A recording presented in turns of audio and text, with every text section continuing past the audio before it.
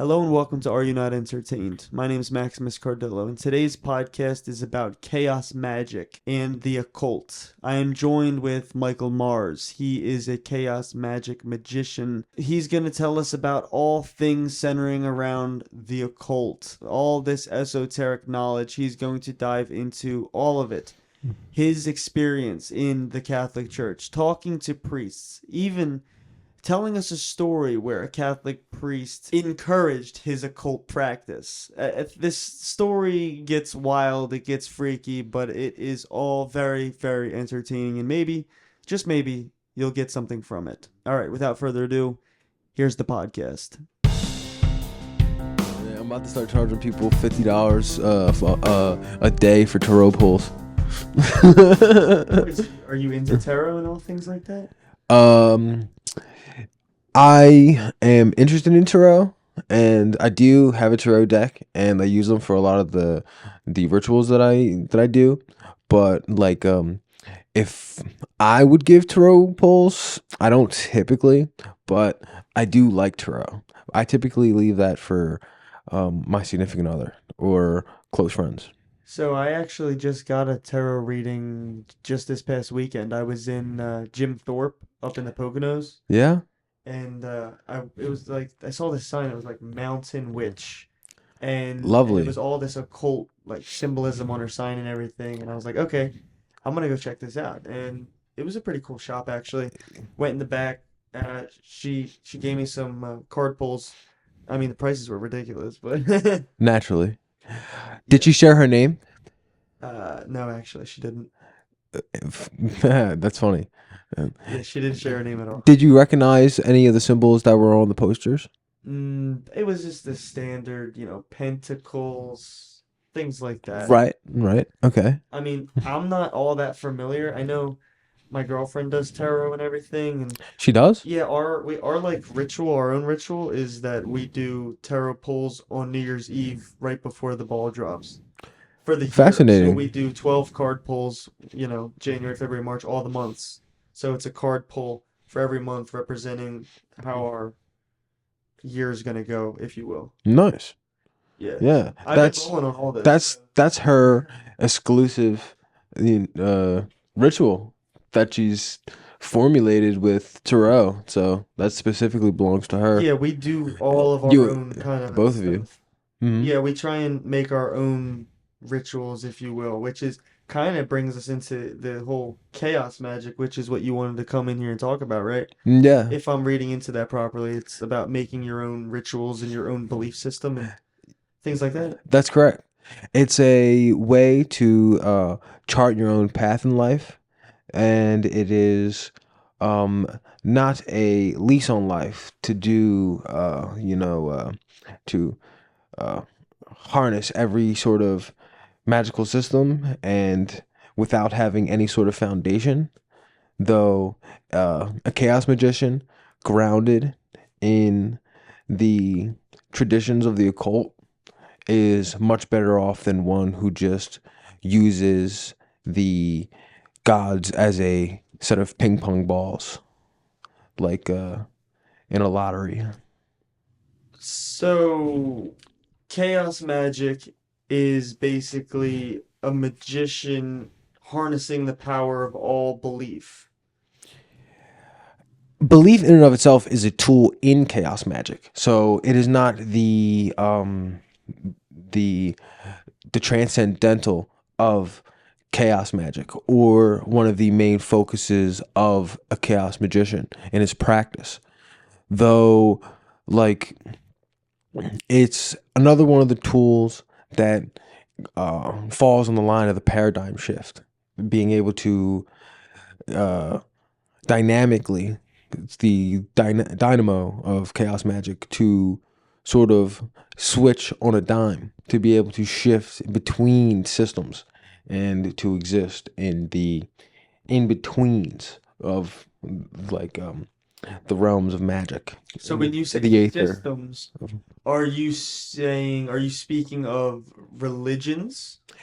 It encompasses religions, such as paganism, Norse paganism, things like Christianity and the Abrahamic faiths. Though there is a staunch departure from Abrahamicism in the occult space.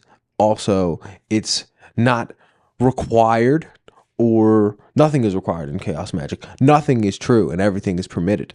That is one of the key quotes from the Liber Null, which is written by Peter Carroll, who actually recently passed not too long ago, like almost 3 weeks ago, in May. He passed in May. Really? Yeah, and so Okay, so you got to walk me through this whole occult ideology here. So occult, can you define occult for the viewers and everybody listening?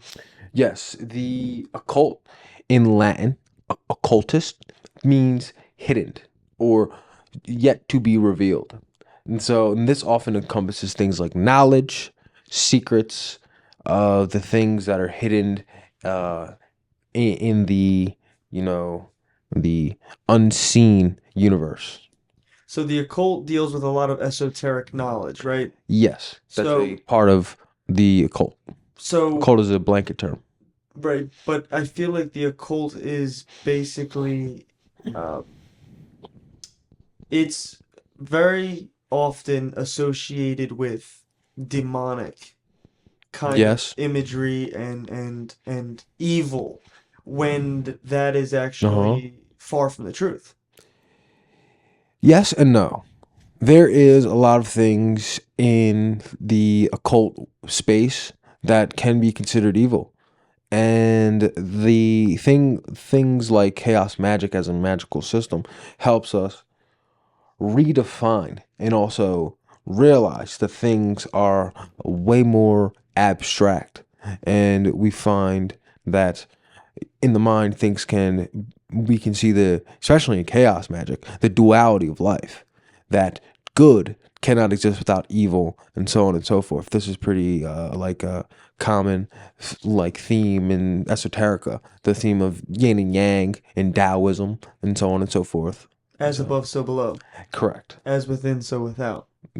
Absolutely. That I'm well read on, but everything else that you want to touch on today, I am a novice, so I will need you to walk me through this. Well, it seems already that you're more than a novice, and I also find that in other people. Because when we were talking off microphone, I remember you mentioning how you feel as though you're somewhat of a chaos magician yourself, and there's in recognizing duality, this is a easy way to be conscious of the chaos magic that you're taking part in the universe. And then furthermore, how there's a lot of things that people do that they don't realize that's magical, you know? Well, yeah, like So, there's many examples of this. I mean, I think a lot of people manifest things in their life, whether it be negative or positive, by mistake much of the time. You know, just stress in general, I think could be a way to manifest something. Like so often I hear friends of mine say things like, "Oh, I'm gonna do so bad on this test. Oh, I'm not gonna get this job. I'm not gonna get this job." And then it's like this they manifest this negativity. So I'm very much conscious of my words because I believe words and spelling is spells, right?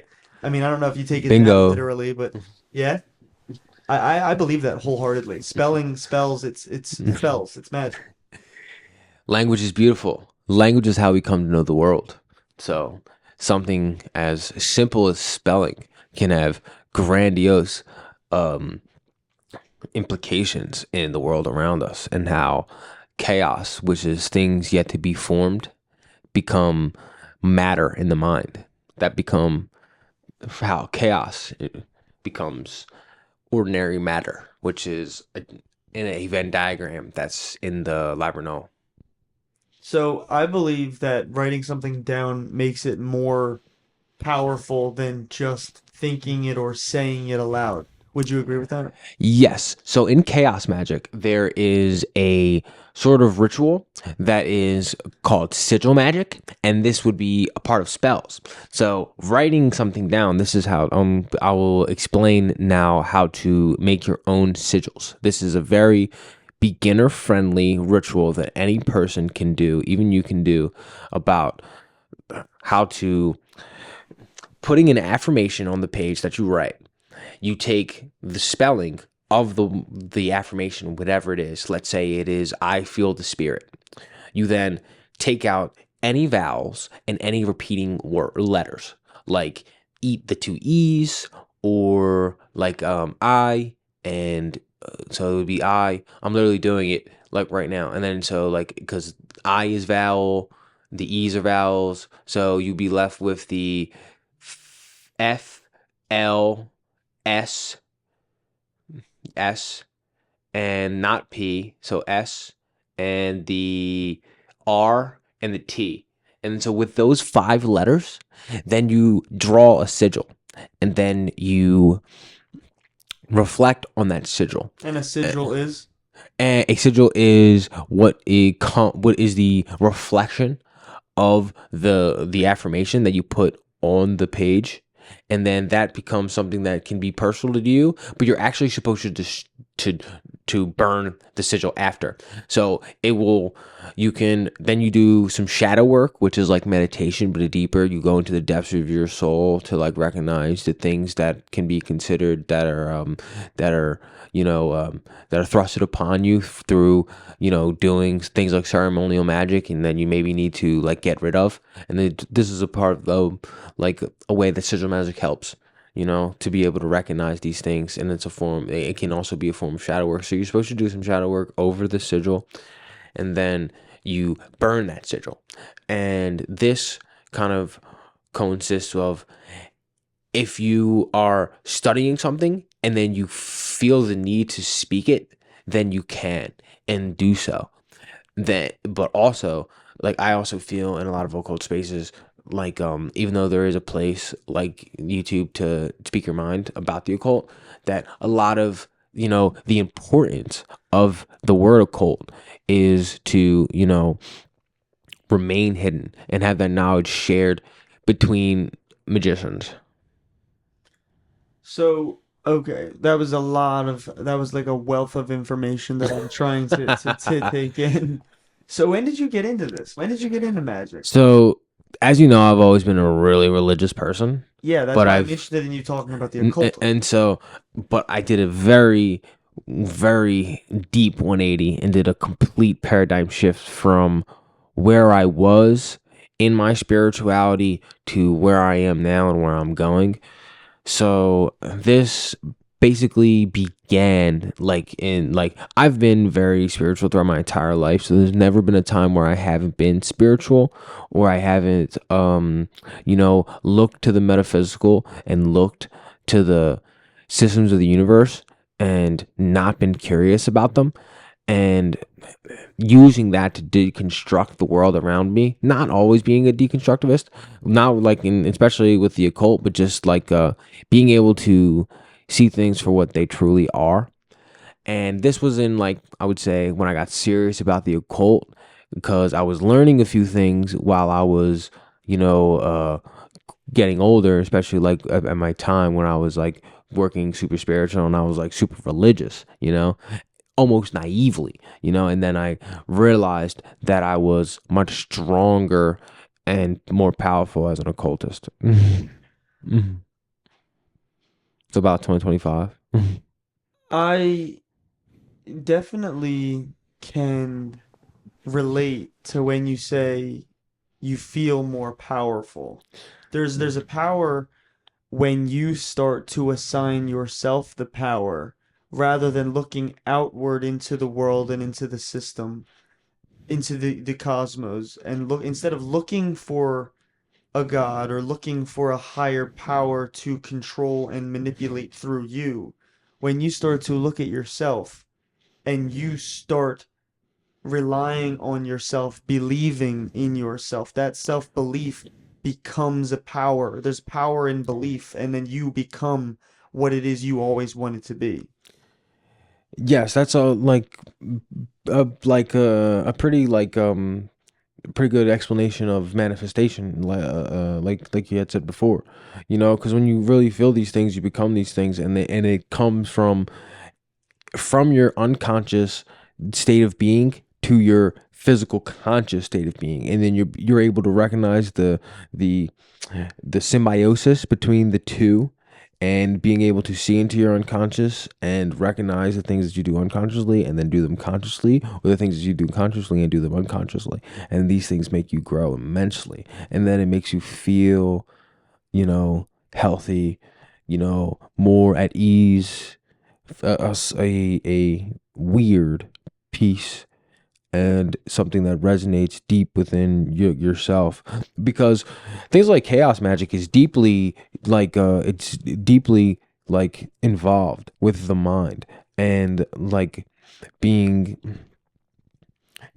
detached from the universe and these and their systems, and being able to form your own system, that is constantly changing, growing, and evolving, and is tapping into the chaos, which is the force of life around us, and then utilizing that in our own lives, so that it's something that, is very dualistic, meaning that there's a singular aspect of the self and a plural aspect of the world around us, and other people who, that we share memories with. If you're familiar with the concept of shared memories. Okay, so you've taken the conversation to a very interesting um, crossroads. So you mentioned the self. Now that's something that I don't want to breeze past. I want to ask you about the self. When you refer to the self, who are you referring to? I mean, do you believe in collective consciousness? Yes, there, there's science to prove things like shared memories, shared traumas, uh, uh, things like during COVID, there was things like herd immunity, and then you hear things like herd mindset, and going with the crowd, and all these things like this. If that's what you're kind of getting at, and so I do kind of feel that way, you know, and but when I refer to of the self, I am speaking of the unconscious mind and the conscious mind that makes up the self. The things that we do unconsciously and the things that we do consciously, because your unconscious is oftentimes more powerful than our conscious, and our conscious oftentimes is looked at with more importance than the unconscious. That's why shadow work is a very important esoteric practice. So you believe that consciousness, whether it be unconscious or conscious, is this vast ocean that we are all connected to. That is source. And we are all rivers and streams and canals and droplets from this vast ocean. Yes, our spirit uh, longs to ascend to the great spirit, to achieve a sort of, and the esoterica is called gnosis, to ascend to the heights of the gods, or to achieve that, ultimate higher state of consciousness. Is described like this in a whole different, sort of, it's a shared concept. Yeah, I've been reading a lot of Gnosticism for this new movie, 29 Seconds to Midnight, that we're in the middle of production for. Um, there's so much of Gnosticism that differs from mainstream, religion, Mm-hmm. ideology, but at the same time, there is a lot that connects to religion. Like this, like you said, moving on and reaching this nirvana, if you will. That is Mm-hmm. what Christians and Catholics would call heaven. So Yes. why is there this divide between belief systems? It's like we're living in the Stone Ages still, that everybody can't just come together and let bygones be bygones. I mean, we sit here speaking of a thing called chaos magic, longing for harmony. So, this harmony that is present and available in the world, cannot exist without chaos magic. and a non-existent harmony is just chaos. So in order for there to be things like harmony and world peace, you know, uh there, Without evil, there is no good, and without good, there is no evil. yeah, they would have to. It would have to be a singular world. Exactly. The world is too dualistic to feel like why can't everybody get along instead of just getting along. You know. Right, because if everybody did get along, then it wouldn't be so special or so grandiose. It would be just blah. It would be just everything is yeah, Then if everybody got along, then I'd truly be afraid. that's somebody should clip that, quote At that. least then at least now we know who's real and who isn't. You That's a know. good way to put it. At least we know who is real. But also with the advent of social media and everything, um, it makes this whole knowing what is real and what isn't, it makes it a little bit more confusing, doesn't it? Yes, the lines are blurred. You know, the more people forget, the more, the information is hoarded. So information being okay, so more to that. I want you to speak on that. Information being withheld, the occult. It's all very if you know, you know. It's almost like this thing that is whispered into The society. those who know. Yeah, right. Those who know. But not many people take the dive into the occult or Gnosticism or spirituality for that matter. Primarily because it's dangerous.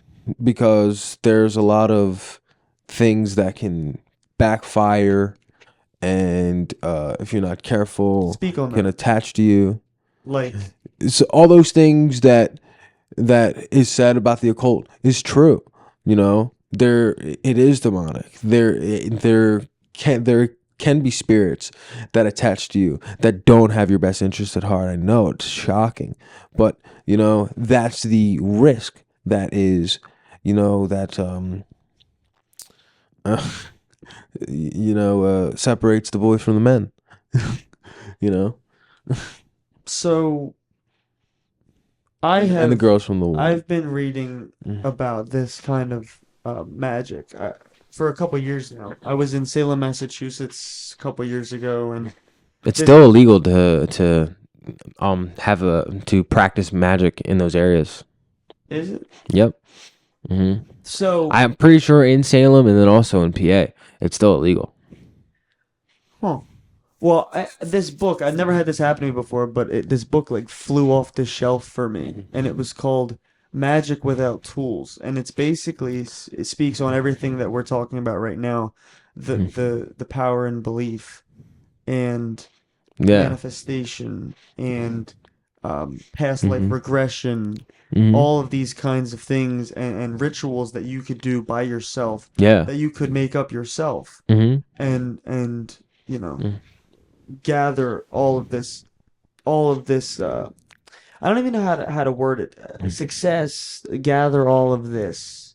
Abundance, gather this knowledge. I mean, just fill in the blank, is what you could do with these rituals. I mean, Yeah, like from what I can tell of that story, that was your first brush up with the life force, because that's very like a very humanistic way to become a magician, and in the sense of doing things, with like through the lens of chaos magic, but there's other forms of magician also, but that's very magical to that's and is very like metaphysical magic, not necessarily ceremonial magic, which would be considered the tools, like things like the athames and the wands and the crystal balls and the scrying mirrors sage. and the sage and the time and the tarot and all these beautiful things, but those are also those things are like the gateway into the occult. But yet, Like in a Catholic those church, books like they that. burn the sage and they do all these ritualistic kinds of a thing. Absolutely, yeah. Everything they say about the Catholic Church is true.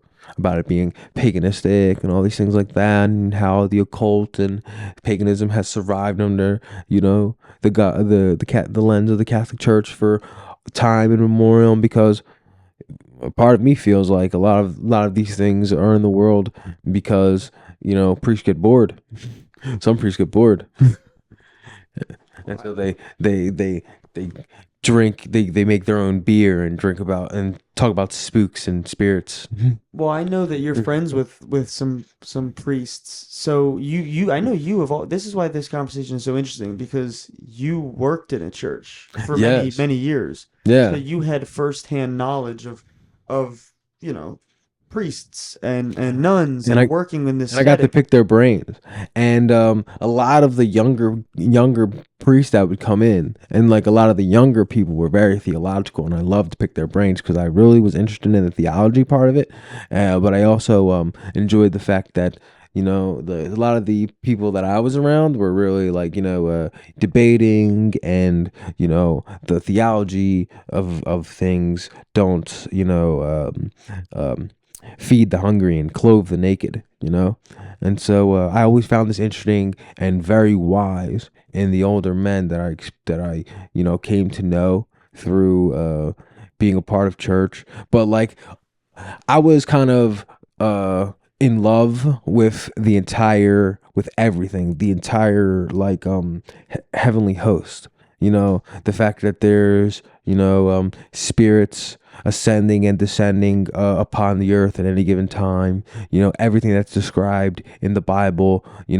Even because the Bible gives you a good explanation of a lot of paganistic practices. In the Old Testament. And so that reading all these would always fascinate me and keep me wide-eyed as a boy. And even like things like in the book of Job, where we get to see exactly how Satan would speak.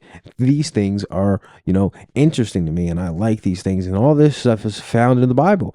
And so I would, and Catholicism in a way kind of opened me to the occult. And there's probably a lot of people that are like me that are also Catholic that are interested in these things, and it's it is very dangerous, and it's not for the faint of heart. But a lot of people come to know the occult because they want to see what else is out there, and because one thing is so structurally sound that once you and then you're able to see other things in their foundations, then help to grow from that. That's kind of one of the things that attracts me to the chaos magic. Yeah, but I feel like the Catholic Church wouldn't want you to study the occult. Of course not. Right. So then, do you still consider yourself a Catholic? I can't say that. Because we can't, you know what I mean? Because it's not like they would also. I mean, I'm sure they've always said that it's not that, but it hasn't gone anywhere. I mean, of course, there's things like the Inquisitions and all these things are terrible. But I'm not going to say that they're all like buddy. This shit, it's like, of course the Catholic Church wouldn't want you to do that. One, two, and I know I know what I've done. I'm fully aware of the severe implications and damage to my soul. I'm aware of all these things, and these are all the things that the Catholic Church would tell you and why it's so bad. But it's so it's the You think you've done damage to your soul? No, but a person could do damage to their soul. It's the price. So how does this affect? And it's always outrageous. How does this affect you as a Catholic? Do you still subscribe? Do you still consider yourself a Catholic? Of course. There's like a lot of you have to understand, a lot of these occult books that have survived so long, they've survived because priests themselves, like old monks in their monasteries who had nothing else to do, would just write about these books. Astrology survives through a lot of old books about that were written by a priest and shit like that. Obviously it's changed now because things become more modern, but like a lot of that stuff was started because priests got bored. And so, so one thing is said and put into the universe, and then the chaos works.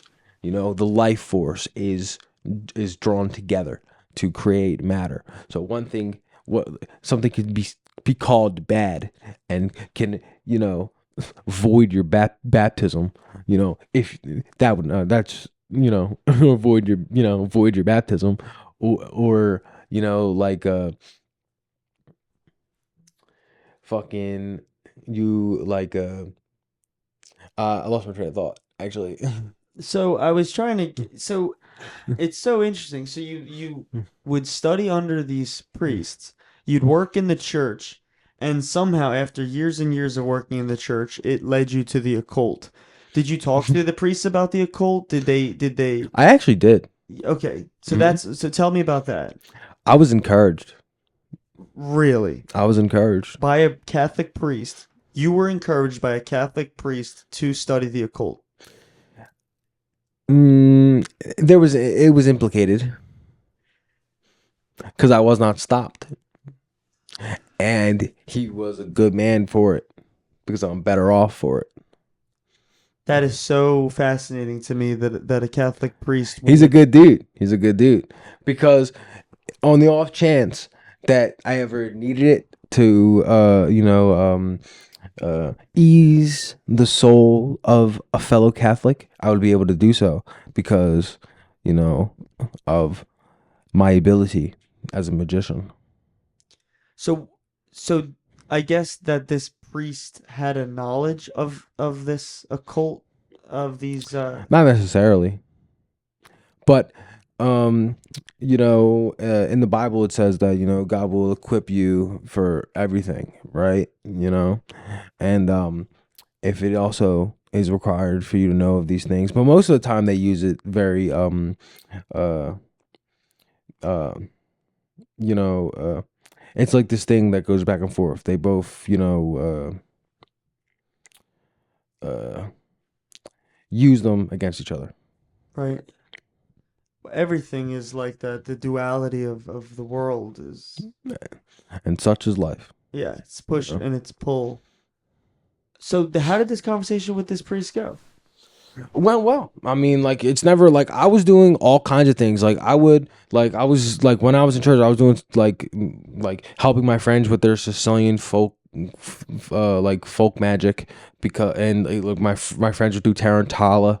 We were doing Porch Fest. Like my friend Michael in the city does occult, like does magic and does tarot and stuff, and like and he supports himself, and like so it's like these are real people doing real things, and they all have to also be Christian, but they all just practice the occult, and that's a thing. That is a very small contingency of people, but it is a group of people that are surviving, and we continue to do so.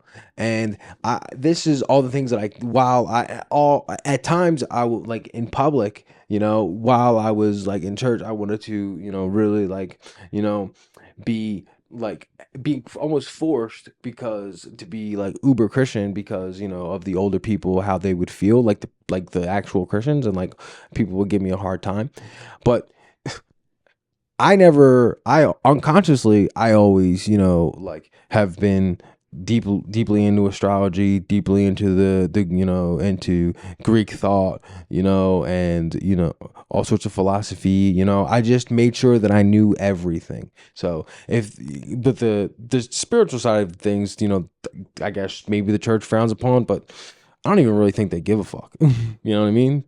Have you done any They're worried about their reading? own souls, not Have you ever You done gotta any worry about your own reading into soul. the Tibetan mysticism? Like what? Like the Tibetan Book of the Dead? Yeah, the Tibetan Book of the Dead. I know they have it at Five Below, so Do they really? of course, yeah. So I don't typically, pick that up, but it's worth the read. I mean, you know what I mean? Who said they have it at Five Below? I seen it with my own eyes. I'm sure they have the Bible at Five Below too. They definitely do. Well, that's what's interesting when a thought system, a religion, becomes monetized. Then things get a little dicey. The waters get a little mucky. Mm-hmm. And when money gets involved, things tend to get corrupted. Whether it be politics, religion, whether it be filmmaking, music making, money Yeah. corrupts. Absolutely, the world is corrupt. People are corrupt. It even says so in the Bible. So nothing in this world should surprise you. you've done a lot of talking about souls being corrupted and damaged. Speak on that. What in your belief system, studying the occult, and it seems like you have a This is just what people say. You right, know, what people say, but I'm asking you I what don't you necessarily say believe in them. your study of chaos magic, because it seems like you have done extensive research and study on chaos magic. So how does that shape your understanding of the world, our souls, and what even is the soul to you? I know that was a loaded question. The soul is a lot like if you're familiar with astral projection, Yeah. energy that permeates off of us, that kind of radiates before us. So it's the energy that we lead with, our temperament, our, the, the what's considered our vibe. It's the way like people come to know us without actually speaking with us. And this is how I describe the soul, and it's the aura is very important. Is very important, and there's actually uh like there's some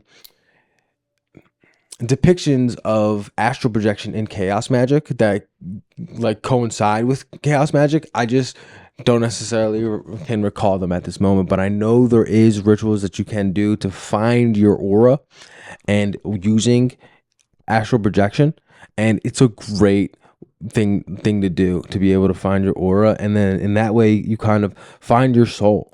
And it's actually, this is beautiful because you can experience the inner depths of your being through the beauty of esoterica, through white magic.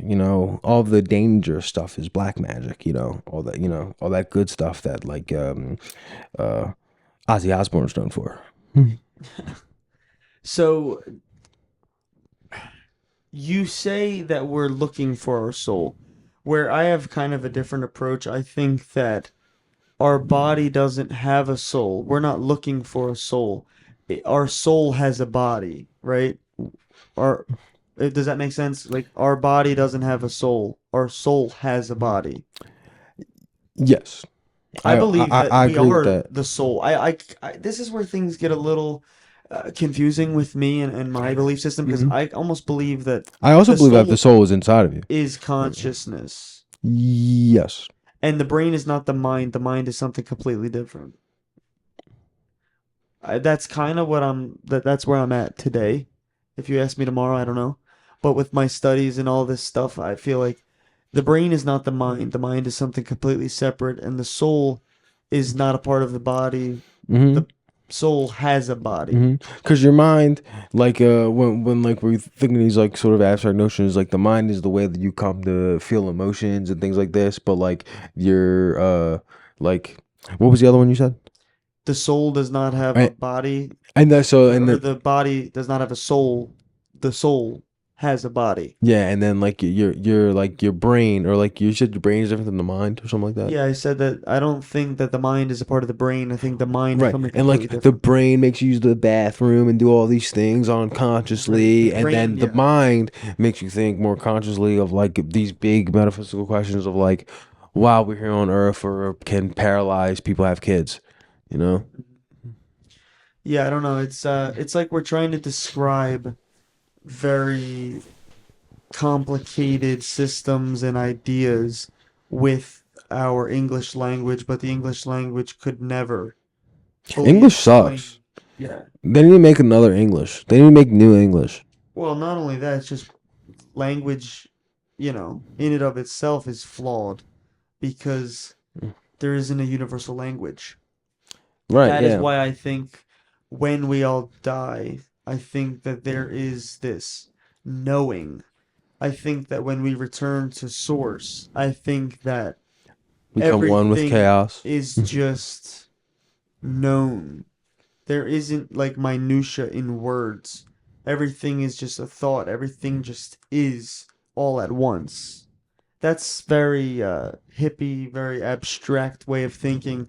And I've had a couple commenters and viewers message me and say, like, "How do you think like that? Like, what does that even mean? I don't know." But when I say it, it makes sense to me. And really, at the end of the day, these belief systems are very personal. That is Mm-hmm. why I have a problem with mainstream religion or Yeah, it's big hard to. systems because I Yeah. can't subscribe Mm-hmm. to a wide group. It's almost like I need to Yeah. make these rituals for myself. I need to make these beliefs for myself, and it's a Yeah. very personal thing, Mm-hmm. which is kind of opposite because I'm talking about it right now in a public forum. But Right. Though I feel that though there was a part of my life when I was very looking inward, into before I could even begin to express myself outwardly, especially when it came to magic and just like spirituality in general. So I was like keeping all these things in like the darkness, like you hear like the dark night of the soul, but there's actually like I've been I think of a more romantic depiction of darkness, because darkness is like that chaos. It's the depths. It's like the darkness of the womb where thought is being created, and then you bring that to light, and then darkness is where truth is formed, and light is where truth is known. And the gnosis is to become one with the Godhead, and this is also depicted in most other religions, and is also like similar to that full ascent to knowledge, to learn, to know everything, to be in a place where everything is known. well, I think the whole idea behind a lot of mysticism is to raise the overall consciousness on Earth, to have the human race There's a big ascend. emphasis on consciousness, but you know, if you don't learn to control your consciousness, if you don't learn to control your consciousness, others can. You know So then you believe in psi vampires? You ever What? hear of this? Do tell. PSI vampires, psi vampires. Which is I might be pronouncing that wrong. So I told you I read this book. I picked up this book in Salem, and I talked Mhm. to a lot of Wiccans and a lot of occult practitioners. And nice. there are people who I feel like you've Mhm. been alluding to this podcast Mhm. who will, damage your soul. They will steal your energy. There is a lot of dangers to the It's not occult. people, it's spirits. No, no, no. You don't have to I'm not trying to paint like normal people that have lives and that are trying to build families that just so happen to be occult practitioners. Those are spirits that could do that to a person. Oh, I'm Most talking people, about people though. but and then also there are some people that will openly admit that to that they're capable of these things, and so I guess you're right, Well, that's but what I'm we can't talking point about. at all cultists in some negative light. Oh, Like I know. each one is a damaged soul or whatever like that. Because I don't think they care. I don't. No, So I think no. I'm saying that there are practitioners of different versions, right? So these, I don't know if I'm pronouncing this right. I need like a Jamie or somebody to Mhm. look this up for me. Psi vampires. So I've never they, heard of that. yeah. So basically, to my understanding, is they are dark magic practitioners. Or they Okay. wield the dark magic, and Okay. so the example that was in this book, it goes that they could be in a bar with you and they can basically sense your aura from Uh huh. across the bar Uh because huh. when you study the occult and you're spiritual and you meditate heavily and you practice a lot, you can start to get everybody's aura just by brushing shoulders with them. You can almost see But it's not. certain people radiate It's different. not like some guy with like a gigantic pencil mustache that hangs 3 inches off of his, off of his face, and is like, going up and putting crystals next to people and steering the auras like, he's like a character in the Smurfs, But like, I do get where that book was coming from and how there could be a. It's very like don't poke the bear type explanation. And I've never heard of psi vampires, but So psi if they're vampire, willing to- psych is basically psychic vampire. That's Oh, what okay. that's really what it's short for. Is a term both occult subculture and folklore to describe an entity or a person who feeds off life force, emotions, Oh fuck or yeah. mental energy of others Oh in fuck yeah. real world communities. So that might just be a more online term for something that is discussed amongst practitioners. So rather than drawing physical blood, practitioners typically utilize specialized visualizations, meditation, or heightened empathy to I wouldn't be absorb surprised if they do blood magic. localized energetic output. So in psychology and pop culture, the energy vampire in everyday psychology, the term is used to describe toxic, narcissist, or chronically negative people who drain the emotional energy of their friends, family, and coworkers. These individuals leave others feeling mentally and physically exhausted. Mm-hmm. So that's a psi vampire for you.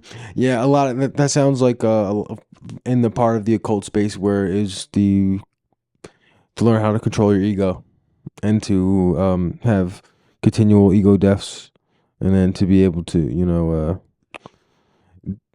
distinguish the ego in others and things like that, and so on and so forth. And it's part of the reason why most occultists are very quiet and peaceful folk. Because they're trying to work on their self. Yes, working on themselves, but then also being attentive to the world around them, because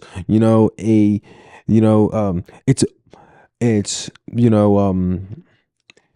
much more limiting to see the world through your eyes alone than the eyes of another. That's very important, to be able to see the perspective and to see how the paradigm shifts between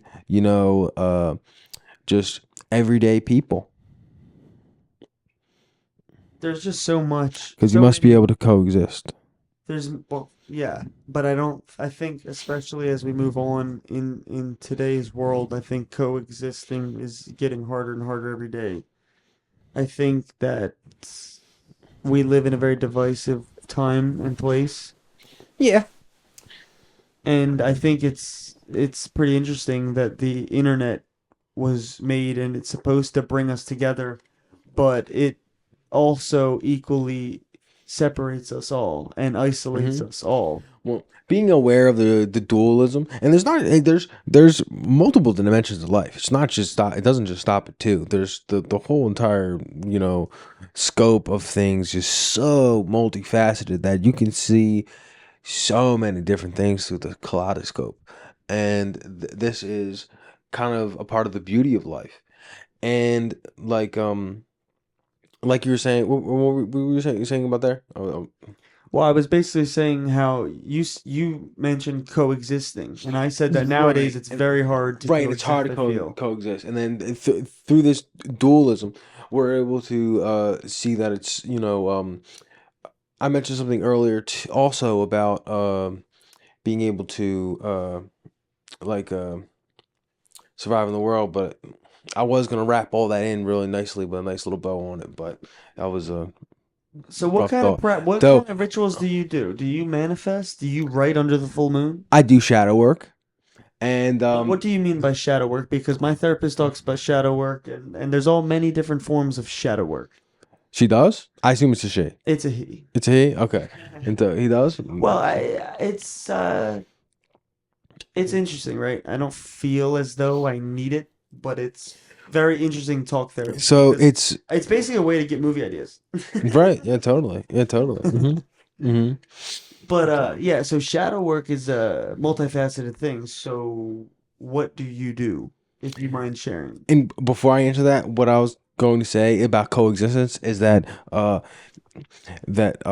people like interact, and then I said something earlier about shared memories, and I also just remember that by thinking about shared memories. There's things that people hold in common that can always pacify them, and through that pacification of their being, and you can coexist with them equally, and and especially as a chaos magician, you could be so dynamic as you can just shapeshift into whatever role you need at that specific moment. Like how they talk about politicians, like like have lizard skin and stuff like that. That's because they can shift on a dime, like a chameleon. Or is it like lizard? They say that they're fucking lizard people or some shit like that. Reptilian. Beautiful occult practices. Yo, animals are sick. So I do shadow work, and it's deeply reflective, and it helps to prepare myself to do banishing rituals. And so these banishing rituals help clear your mind to study, to help you soak up more information, because you empty your entire mind, you empty your entire conscious self, and you leave the unconscious to then, when you're ready to study, your unconscious is prepared to soak up everything that you've learned, and then you're able to totally process the information so much easier. But I don't just use it for study. I use it when, crazy events happen in my life, and I have to decipher what's real and what isn't, what is, the kaya forming into the world around me, and what has been things that I have, manifested, for lack of a better word, what I have put into the universe, what I've put into the chaos to become ordinary matter. To, when a chaos magician, the magic that he's doing is putting things into the world to get results, and to results primarily, but to ultimately be successful as a magician, and those are the two that prepare me to do ritual and do ceremonial magic. Then I'll do the LBRP, and there's so many different rituals that you can do, but these are my main focuses, and it's pretty low key. So then I'll do the LBRP, which is a banishing ritual, and then I'll do if I need to protect myself, I will do barrier work, and that's barrier magic, where I put a barrier over myself with a magic wand. And then there's also I do the sigil magic, and the sigil magic helps me a lot. And then I'll do that with sometimes I'll put a pentagram on a piece of paper and then write a few words that pertain to that, and then I burn them and go from there. And do you wait for a full moon or a new moon or any astrology? You can. You totally can. I'm just I noticed. Man, waking up at 6 o'clock in the morning is kind of hard, but that's that's ways to that at that point, that's evocation and invocation. That is also part of chaos magic I have yet to learn, and then also it's important in chaos magic, but that's deep in astrology and planetary magic. Is waking up with the certain suns, and also multiple religions do that too. Pray when the sun is in different positions. It's I've noticed some freaky shit happens around full moons. Do you notice that? That's a deep cliche that obviously has its basis in truth. When people are just acting weird, and I think it's the truth. Funny enough, and scientifically, women that are going through menstruation, the way the moon affects their menstruation. So this is a deep planetary connection to our human bodies, and then especially things like the sun. Our body craves that vitamins. That's why it soaks up all that vitamin D. And and it goes on to the things that throughout history that the gods have given us, things like figs and olives. That when they take them, they have these pomegranates. Pomegranates are huge all throughout. So you're basically talking about how the earth and humans coexist in this beautiful harmony, if you will. Yes. I'm not just I don't just mean the earth and humans. I mean the gods and humans. Gods plural? Gods plural. The god of You believe that we are God? No. We're not. We're humans. We're humans. A lot of. Are we not of God? Are we not consciousness? Are we not all collectively one? Creation. You believe that I am you and you are me? No, I 100% agree that the composition of man is eerily similar. So all men are created equal. You know what I mean. And even though creationism is like something that is attributed to the Abrahamic God, the God, and but though it also tells us that we're human and like fallen angels and whatever. But it's very good to exist in this world as a human and think humanistically, even if that looks like can borderline be atheistic. But that's a dirty word, in this world, and it shouldn't be. So I'm trying to narrow down this thought system that you have because I find it very interesting. So you mentioned gods, but yet you consider yourself a Catholic, but you study the occult. I was born in the Catholicism. I had no choice. Right. That's interesting. So once a Catholic, always a Catholic. There's really no way around it. So Right. But now you have discovered the occult, and now that is serving you and in your life and in your practice, Mhm. and you're succeeding using chaos magic. yeah, yes. Interesting. Very, very I hesitated there because results can't truly be known, until they're seen. I have seen success in my practice, but I'm not quick to be like I'm at the ultimate point of success and there's no way to go higher, because a man who's defined by his past successes don't have many in his future. interesting. Interesting. All right. Well, as we start to wind down here, if there were any aspiring people listening to this podcast that are thinking about reading into the occult or practicing magic, what are some words you would have for them as they dive down into their research? To go to your local library, go to your local occult bookstore, share the passion that you feel in the depths of your being about esoterica, and practice. And don't be afraid. And don't let anyone tell you otherwise, because you may find out that you're more wise than they are.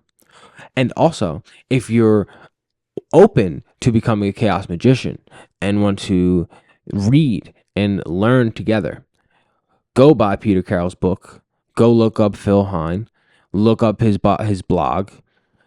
You can follow. I'm gonna shout them out here. If I'm allowed to. Go follow CMN, Chaos Magic News. This is the best way to keep up to date with the occult space, and especially through the lens of chaos magic. And if you'd like, you can find your way over to my YouTube channel at Michael Mars, and I will be doing ASMR readings of occult books, and be especially speaking about whatever I feel like in terms of the occult, and then also primarily chaos magic. And also you can check my skateboarding out too. So that's what I have to say to you, magician, and you witches out there. It's so interesting because You are not alone. I've never heard you speak about this, and I've known you for many, many years now.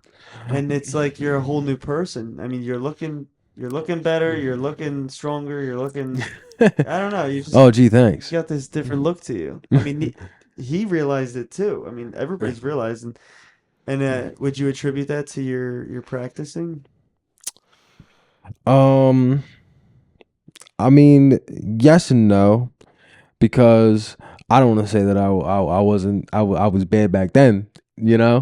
I think I was like I'm just constantly growing, because I can't replace anything that I've done in the past with anything I'm going to do in the future. So like everything that I've ever done, has led me to the exact moment. And that's like something like butterfly, the butterfly effect. You believe in the butterfly effect? It's a part of chaos magic. It's So one. you It's what. believe everything happens for a reason? It's like, so I will constantly, like, I'll bring this up with significant others, that everything that that person and I did before we linked up or before we like met each other. You know, everything that we did in our lives in our lives to that exact moment, everything was leading up to that very moment where the two people meet. That is chaos magic. That is the Kaya coming into ordinary matter. That is a way to experience the life force and be able to see it for yourself. And that's something that I've come to learn. And I just been also like also a lot of that has been like, yes, actually, because I have been like going to the gym and I'm like, I'm doing this for the dark masculine energy that the god of Mars brings, and like, you know, been like doing invocations to whatchamacallit, to what's his name, Hades. I haven't done it in a while though, but that was when I was trying to get into planetary magic. The Greek god Hades? Yeah. And so, you know, the god of the underworld and with his wife Persephone, you know. And so these are all, you know, masculine energies that is a part of the symbiosis and the duality that is posed in Esoterica, because a lot of, you know, female occultists appreciate that feminine energy, and it's also, you know, it's your duty as a man in the occult space to provide that masculine energy that connects the two and makes them one, you know, makes them powerful, you know. Right. Yeah. Wow. Okay, I didn't know in the occult you with Hades and the Greek gods are involved. Well, all those dudes are cut from clay and stone. You know, we're humans. We're cut from clay and stone. You know, even it says so in the Bible. So It's all very interesting stuff. Thank you for sharing. Thank you for coming on absolutely. the podcast. Thanks for having me, dude. Yeah, this was interesting. When you texted me the other night saying you wanted to talk about the occult and magic, I was like, oh, what? I did not see that coming from. Hopefully, this will be my christening into doing this more, you know, practically. Like I'll get a microphone and I'll actually like you know do some graphic design on ChatGPT and then just throw up my ramblings of whatever I learned that day, you know, or Some maybe graphic design on yeah, ChatGPT. you know, or maybe if I get enough people, I'll start doing live streamed black masses. Who knows? Let me know in the comments. I'm just kidding. All right, we're gonna end it off there. All right, thank you for discussing the occult and magic with us. Yeah, your insight on chaos magic has been very interesting. Thank you. Absolutely. Thank you.